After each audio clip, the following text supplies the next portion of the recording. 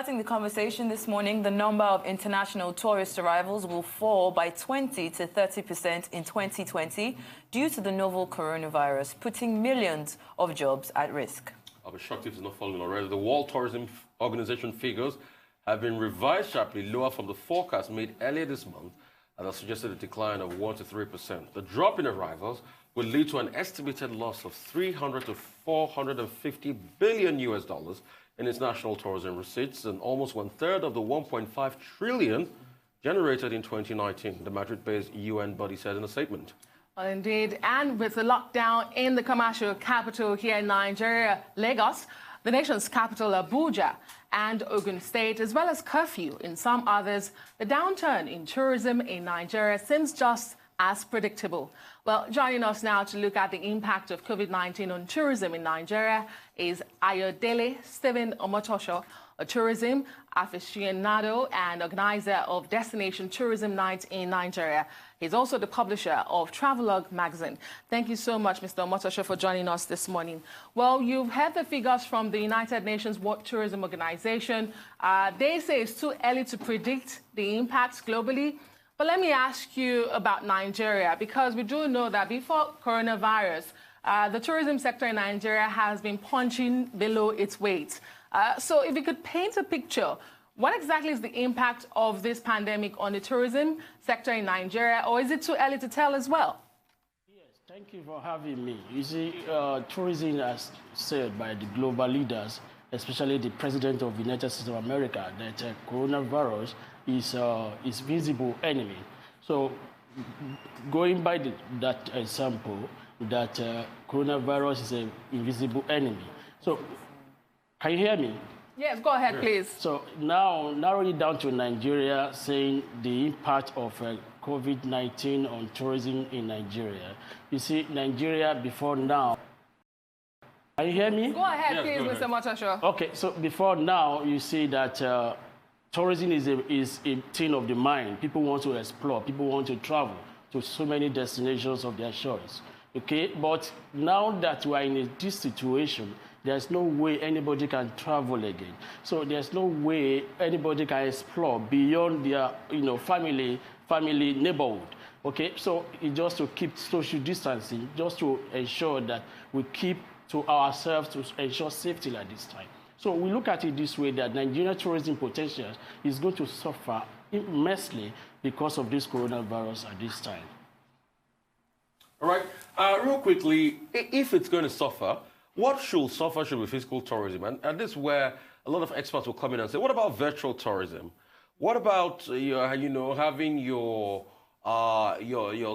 device where you have like a 3D imprint and virtual reality, you can travel? How about packages, 3D packages online that people can still pay for to log in?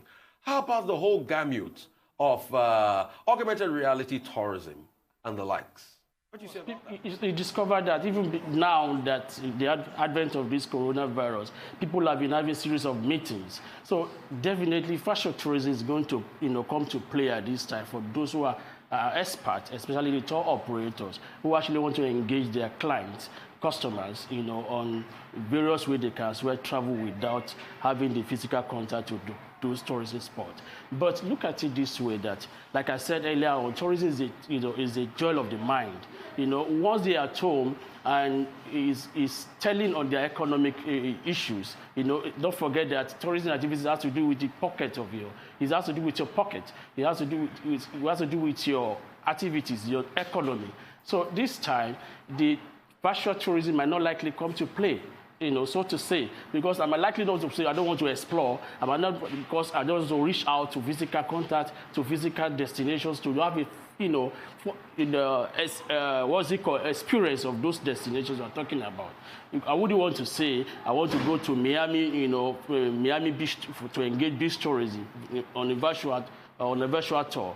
No, I would like to go there by myself to see the adventure of beach tourism, to see the famous Obudukatu Ranch, in Nigeria, to see Olumo Rock, to see those interesting places. So having virtual tour is okay. We can still have it for a short of time, but it won't have a positive impact as such. Definitely, I agree with you. There's nothing like being in the present, really, when it comes to travel. But let's talk about the silver lining here from COVID-19. Don't you think it's time for tourism centers such as yours to begin to look inwards and use this time to look at ways to explore tourist centers in Nigeria, in those 36 states, so that when and eventually when the travel industry is open again, we are at the forefront of it and it's easier for us to take advantage of the tourism industry here in Nigeria? Yes, it's a good point you made earlier. You see, tourism is all about master plan. It's about vision. So we have our leaders now that are even stuck down because of this coronavirus in relation to medical tourism. Before now, they have to journey to several countries all in the name of medical tourism. But now that they are home, it is time for them to look forward, thinking forward this time that, okay, how do we revive our tourism potentials in Nigeria so that people can as well explore within Nigeria? For crying out loud, we have about 200 million Nigerians. So I don't need to go to Ghana, I don't need to go to South Africa, I don't need to go to France, I don't need to go to anywhere like that. I need to explore, Nigeria, within the country. So from Lagos to Calabar, just to see Obudu is a mind-blowing adventure. From Lagos to Osho-Oshogbo, for cultural tourism adventure. For Lagos to Ibadan, to see the amazing, heritage in Ibadan. So here in Nigeria, so it's for us to think, our leaders to begin to think deeply. It involves deep thinking this time around for them to see how we can as well plan to revive the economic situation through tourism. Well, you talk about the leaders. I think everybody also has a role to play, including experts such as yourself in the sector. In 2014, Nigeria had a public health emergency of international concern, and that was the Ebola outbreak. Yes. Were there any lessons learned during that period and experiences that are now being, replicated in a time like this of coronavirus? Yeah, I think there was, but it depends how you are looking at it. Those who are thinking ahead of time will look at it. That is a country that is working ahead, even before the pandemic or any other issues that has to do with total lockdown. So it's about leadership. It's about how our leaders can rise to the occasion, saying, oh, in case, let us plan for another maybe 50 years to come, in case we experience something like this, how are you going to get about it?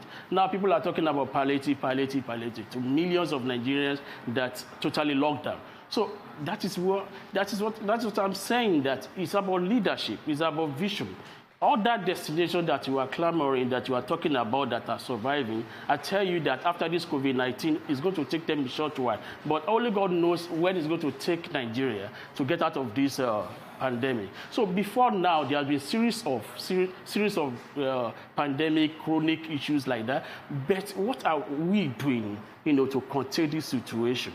What are we doing to say that, okay, in case we have this, how are we going to get out of it? Imagine now the whole city, the whole country is totally locked down. About 6 billion population-wise, locked down from Asia to Europe to America down to Nigeria here. Nobody can talk about it. Look at this AY show. For crying out loud, even at a hotel, lockdown in terms of community tourism. So you can see the effect, the effect on our economy. So I tell you, maybe after this 14 days lockdown, we are going to, reopen the economy. How it's going to look at, and people will begin to see how they can come out of this chronic pandemic situation. I mean, I've got a full pair of questions, but I'll just ask you this. Number one, tourism is about experience.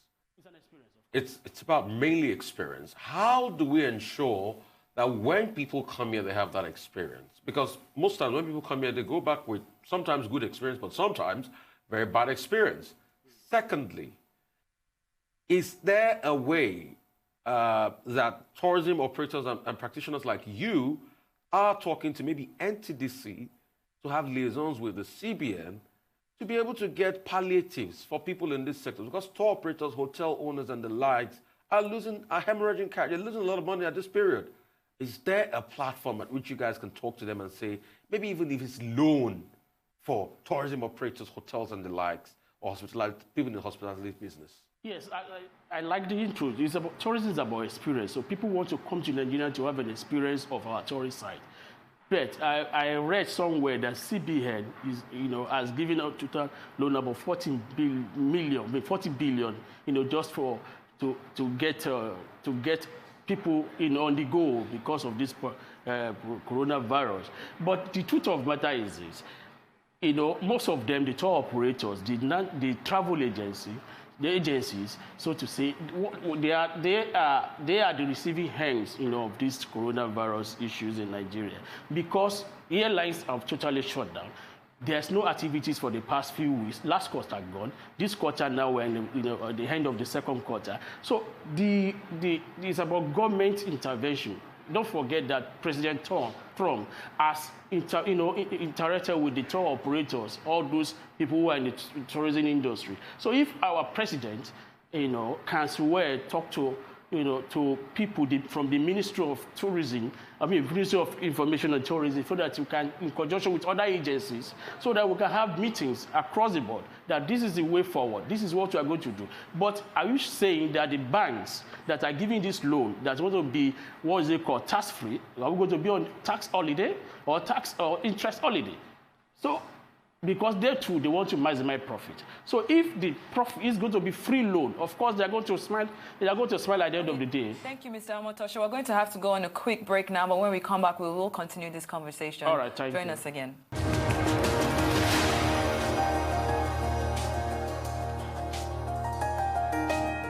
Back to the morning show. We're still joined by Mr. Stephen Omotosho, a tourism aficionado and organizer of Destination Tourism Night in Nigeria. Now, my next question to you is, experts have come out to say that it's going to take about 10 months before the travel industry can even return to what we knew it to be. Now, as an expert in the field, how long do you think it's going to take for that? And also, we know that China, where this COVID-19 started, has started to open their borders back to the world. What precautionary measures can we begin to learn from them and start to put in place for the eventuality of the travel industry returning?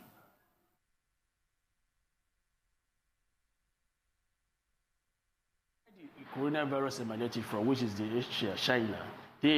Of course, they are totally getting out of it now. But in relation to Nigeria issue, there is no way it will take, at least it will take more than 10 months, as the experts have, FEC'd, that it's going to take 10 months, that will be next year, because the impact is huge. The impact is massive on our daily activities in terms of tourism packages, in terms of tour operators, all stuff like that. So there is no way it's going to take 10 months. But when you look at it, what are the precaution measures that we are going to take in place against that next time? Now it has to bother on our government. Like I'm still saying it, our leaders, individually and stuff like that. When you begin to look inward, okay, fine, what are the things are we going to get done in case this thing happens? One of them is what the government of Lagos is doing, social distancing, total lockdown, just get to yourself. So by the time this thing is eradicated completely, people will not go back, life will return to normalcy, adventure will begin to roll in and all that, so that we will not have it. So in case if it happens somewhere, in another destination, all we need to do immediately, we close our borders. All we need to do is just have to lock down all the airspace so that we won't have it, again like this. That is my advice. Okay. Let's look at the hospitality workers now, from restaurants to hotels and even to the airport workers. How exposed are they to the economic impact of this pandemic and the shutdown of this sector? Do you foresee job losses, and to what extent?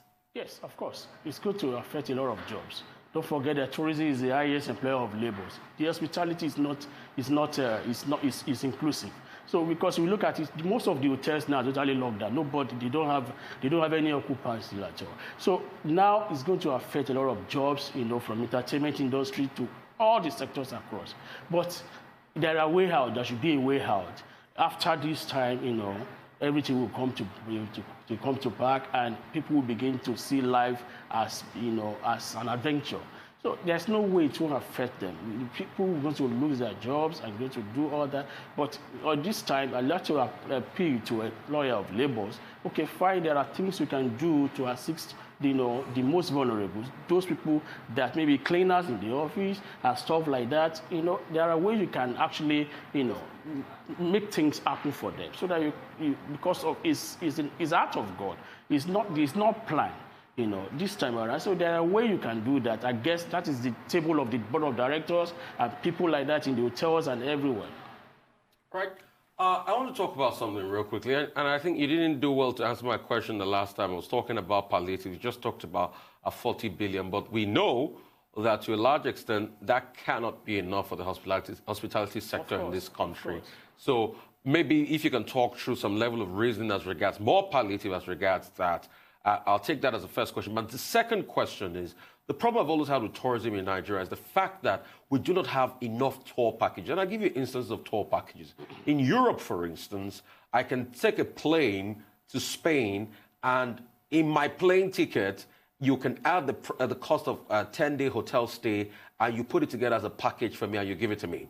I can take a Thomas Cook plane, for instance, and go to a certain holiday destination. It comes with hotel and this. Yes. But in Nigeria, you don't have that package. You don't even have access. So take, for instance, I want to go to Kebbi State for a Gungun Fishing Festival. It's a tall order for me because I'm not sure, correct me if I'm wrong, that I have a direct flight from Lagos to Kebbi State to bring Kebbi. So how do you improve things like that? Yes, that means we are going to, there should be national carriers. There should be national carriers. To improve in tourism packages is quite easy. Meaning that is why we are be agitating. We are be saying that tourism is a serious business. Government has to see it as a serious business because when it also engage people, all the youth, the teeming youth, you call them 1 billion boys, 1 billion this and that are doing roaming on the street jobless. It's because they don't have anything doing. If they have anything doing, they won't be doing all that. So government can as well engage them, to see that, okay, why can't you come and take a live, create a live through tourism? Like how we do fishing festival you just mentioned. The event after so many years was held in January, where we have about 500,000 people, just to visit the site, to see the festivals, and it was quite memorable. Now, saying that there's no direct flight from Lagos to Kebbi. Of course, there is no direct flight. But government can also invest in this thing. Government doesn't have any business in tourism. As in, you just have to create an enabling environment, just to see that people have an enabling environment whereby they can flow with tourism activities. I tell you of a fact, even from Lagos to Akwa Ibom or from Lagos to Cross River, you can access that through airspace and through the road. But from Cross River to Budukati Ranch, on the road is about 6 hours. It's about 6 hours, which is long and tedious. So people wouldn't want to engage in such activities. They would rather want a place whereby, as you mentioned, whereby if you are going to so place, you can easily access that. But here it's not like that, except short distances. Okay, but there are ways out. If our infrastructures are quite impressive and the roads are okay, everybody would like to enjoy, because the best way to feed tourism, impact of tourism, is through the road, not the air. It's just the fastest means to get to your destination. But if you explore from Lagos to, say, Calabar by road, you can have a stopovers whereby you can see so many activities on the road. But here we're talking about security challenges, security issues. Okay? So that is what I'm telling you, that government, it has to be first. They have to invest in tourism. They have to do that and have a partnership with the private sector so that they can thrive the industry. I tell you, it's the highest employer of labor. So there are ways we can do that. Unlike other clients, other destinations like Dubai, UAE, you see the leadership at par there, driving tourism activities. So that is why they are promoting it. I tell you, Dubai alone has nothing less than, has about several flights. That is aircraft, taking about 10 million people to their destination every year. Okay, but here we don't have it. Early, from I think last year, there was this speculation that they're going to have a national carrier. We don't have it. So if we have it, Nigeria Airways is moribund, is dead, but we can have it. I tell you, I was one of the delegates that, that flew to Akwa Ibom, because the Akwa Ibom state government, they now have what we call Ibom here. Ibom here, for a state to have an aircraft, it tell you that there's a signal what is wrong with the federal government not to invest, in aircraft business.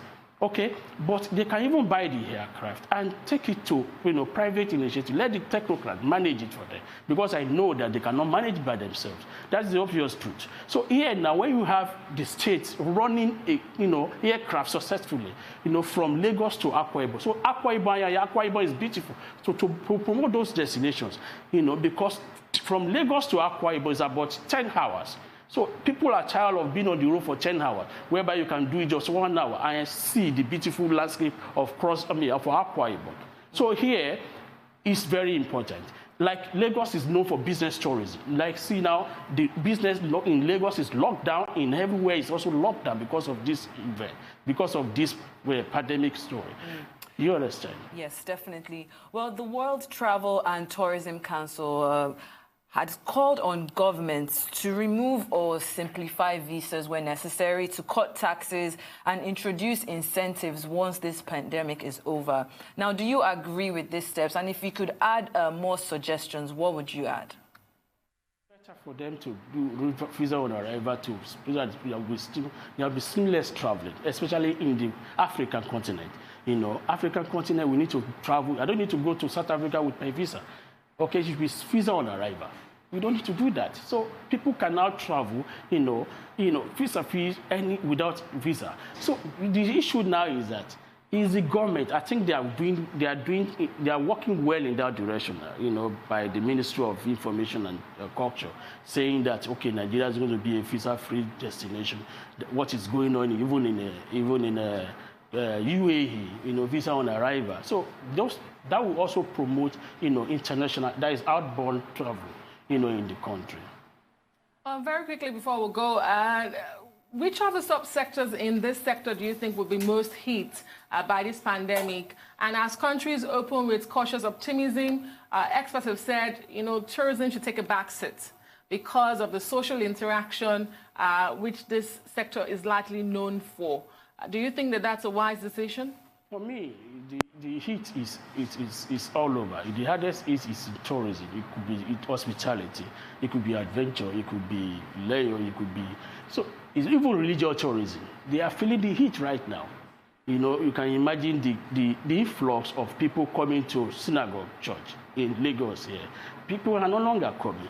You can see the religious activities. People don't want to even go to the international, Redeem. It has been cancelled, everything locked down. So the impact, I cannot say is because of this particular product, but the fact remains that on tourism alone, we're feeling it much. We're feeling it currently. So after this lockdown, we hope that things is going to come to. Can you hear me? Right. I got that in just about less than 50, 60 seconds. Yes. Just answer this for me. Okay. It is still quite very difficult to raise money to build tourism sites. It is still quite very difficult to raise money to build tourism sites. Yes. Banks would even touch a tourism proposal as we speak now. What are you doing to change that? Okay, nobody wants to build a tourism site. The tourism site has been there since time immemorial. What of natural resources, man-made okay, you can't get me correctly. I'm sorry about that, but we might have to quickly, leave you there. We'd like to say a very big thank you, for coming and talking to us about this. And we hope that all of this will end very soon so that we can take it from there and get our lives back. Thank you so much. As they say, you're a great tourism aficionado. Thank you so much for your time, Mr. Omotosho. I really appreciate you. Thank you so much.